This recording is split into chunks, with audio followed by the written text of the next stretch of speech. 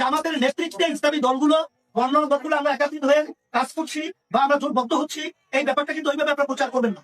আমরা নির্বাচনী একটা সমঝোতার জন্য আমরা একাকার হয়ে কাজ করছি।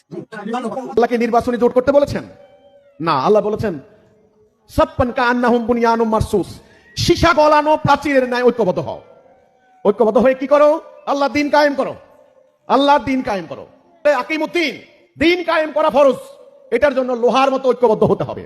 ওই নির্বাচনী জোট, সব ধর্মীয় দল এক বাক্স বসাবে, সব ধর্মীয় ভোটার এক বাক্সে ভোট দিবে, এবার নির্বাচনে জিতলে মন্ত্রী কেরা হবে, শুরু হবে গুতাগুতি। এটা কোনো ইসলামের ঐক্য না। এই ধরনের জোট, এই ধরনের ঐক্য আল্লাহর জন্য নয়, স্বার্থের জন্য। আমরা এগুলোতে যাব না। আমি মোমেনদেরকে বলবো, এবং যারা ইসলাম প্রতিষ্ঠা করতে চায়, আপনারা আসেন, আপনারা ইস্পাতের মতো ঐক্যবদ্ধ হন। বাস, এটাই আমাদের লক্ষ্য, এটাই আমাদের উদ্দেশ্য।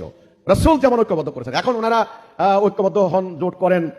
কয়দিন দেখি কি এক মঞ্চে আইসা মানুষদের, এগুলা হলো ফটো সেশন, ফটো দেখায়। আর আমাদের ধর্মপ্রাণ বিভিন্ন দলের কর্মীরা, ওনারা তো ফেসবুকে আমাকে পাইলে খালি গালাগালি করে। আরে ভাই, গালাগালি দিয়েন না। হ্যাঁ, গালি দেওয়া কোনো মুসলমানের কাজ না, মোমেনের কাজ না।